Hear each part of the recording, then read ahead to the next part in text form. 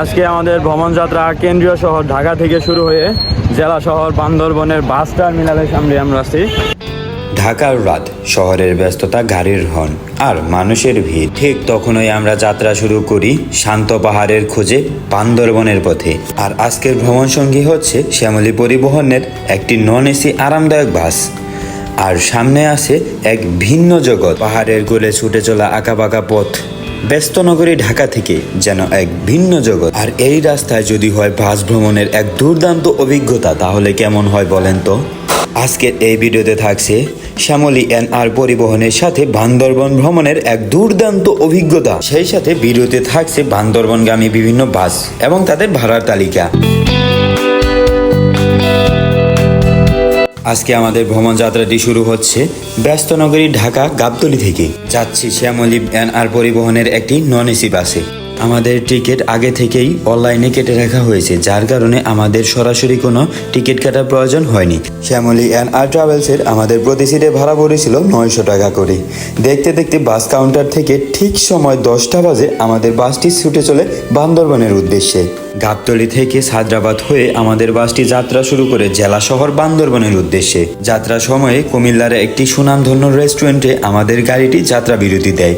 যাত্রার সময় দিয়েছিল 20 মিনিট। যাত্রা বিরতি দেওয়ার পূর্বেই অনাকাঙ্ক্ষিত দুর্ঘটনার কারণে আমাদের বাসটি 2 ঘন্টা জ্যামে আটকে থাকে, যার কারণে আমাদের ভ্রমণ গন্তব্যে পৌঁছানোর 2 ঘন্টা লেট হয়ে গেছে। গাবতলী থেকে বাস ছাড়ে ধীরে ধীরে। শহরের আলো পেছনে ফেলে যখন গাড়ির গতি নেয়, মনে হয় আমরা ঢাকাকে রেখে যাচ্ছি আর ঢুকে যাচ্ছি গল্পের ভেতর। রাস্তার পাশে দেখা যায় ছোট ছোট বাজার, দোকানের টিম টিম আলো, মাঝে মাঝে চায়ের কাপে ভেসে আসা ধোঁয়া। একটা শান্ত নিস্তব্ধতা যেন আমাদের জড়িয়ে ধরে। রাতে অনাকাঙ্ক্ষিত কারণে 2 ঘন্টা জেমে বসে থাকার কারণে আমাদের ভোরের আলো ফোটে চট্টগ্রাম শহরেই।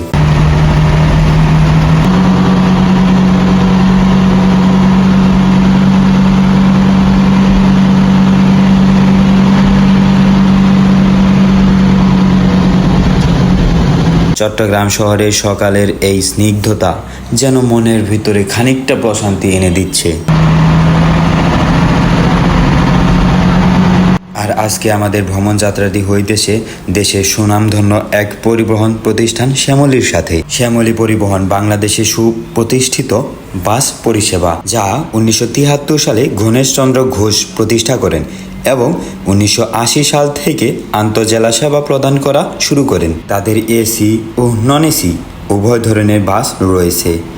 ঢাকা, রাজশাহী ও পাবনা সহ বাংলাদেশের প্রায় 40টিরও বেশি জেলায় পরিষেবা দেওয়া হয়। শ্যামলী পরিবহনের মাধ্যমে দেশের বিভিন্ন রুটে যাতায়াত করা যায় এবং যাত্রী সেবার জন্য তাদের নির্দিষ্ট কাউন্টার এবং হেল্পলাইন নম্বর রয়েছে, যার মাধ্যমে যাত্রীরা হেনস্থা সহ বিভিন্ন সমস্যার মোকাবেলা হলে তাদের সাথে সরাসরি যোগাযোগ বা অভিযোগ করতে পারবেন।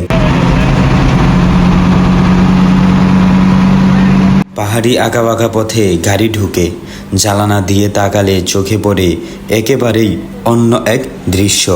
কোথাও কুয়াশা, কোথাও অন্ধকারের আলো ঝল্লা গ্রাম। বাতাস এসে মুখে ছুঁয়ে যায়, মনে হয় পাহাড় যেন আমাদের আপন করে নিচ্ছে। এই পথ চলা শুধু যাত্রা নয়, এটা যেন এক নতুন এক গল্পের শুরু। ঘুম ভাঙতেই দেখি ভোর হয়ে গেছে।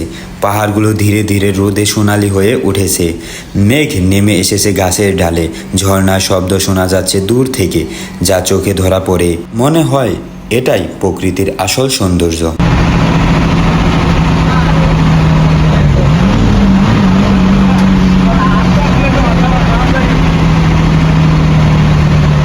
বান্দরবন শুধু একটি জায়গা নয়, এটা হলো এক অনুভূতি।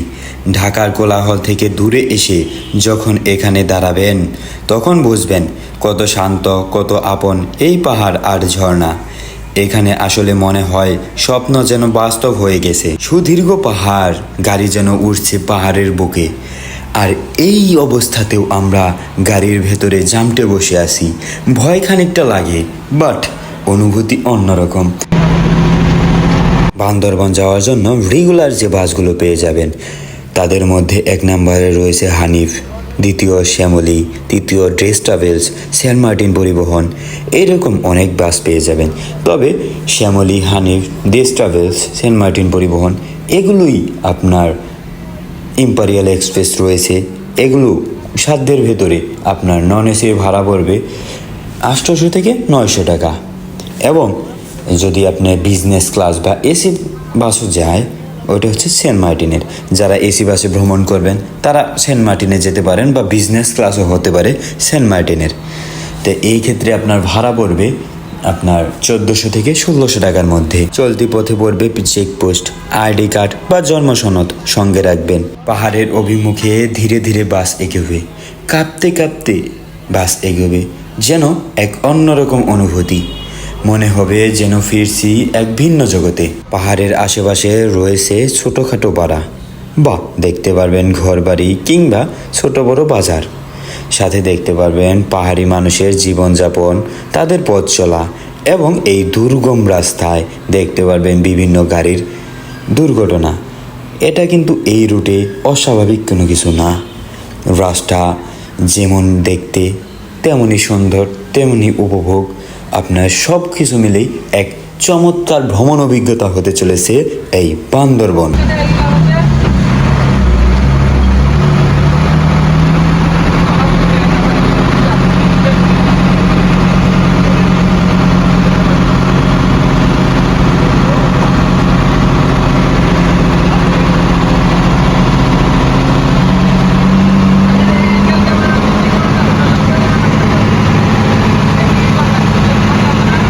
এই হলো আমাদের যাত্রা ঢাকা থেকে বান্দরবন।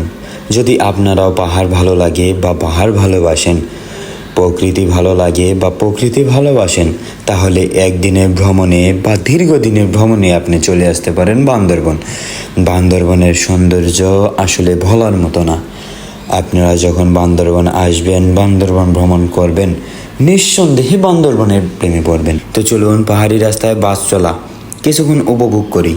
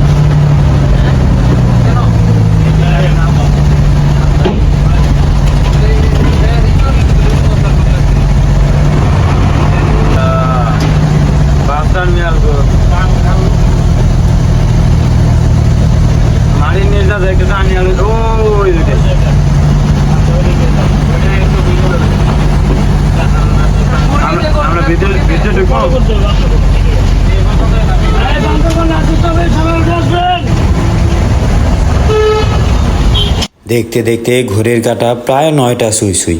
তখন আমরা চলে আসলাম বান্দরবনের শহরে বা বান্দরবনের যে বাস টার্মিনালটি রয়েছে ওই স্থানে। আজকে আমাদের ভ্রমণযাত্রা কেন্দ্রীয় শহর ঢাকা থেকে শুরু হয়ে জেলা শহর বান্দরবনের বাস টার্মিনালের সামনে আমরা আছি। আর এই পাশে রয়েছে বান্দরবন বাস টার্মিনাল এবং বাস থেকে এইমাত্র আমরা নামলাম। এখন ঘড়িতে সময় বাজে সকাল 9টা। আসলে আমাদের পৌঁছানোর কথা ছিল 6টার দিকে, তো এত সময় লেটে পৌঁছেছি। আর ওই ঢাকার দিকেই জ্যাম ছিল, যার কারণে এই দিকে পৌঁছানোর জন্য অনেক সময় দেখা যায় যে আমাদের আর কি বেশি চলে গেছে। দেখা হবে আপনাদের সাথে ভ্রমণের অন্য কোনো নতুন ভিডিওতে। আজকের মতো ভিডিওটি এখানেই শেষ। সে পর্যন্ত ভালো থাকবেন, সুস্থ থাকবেন।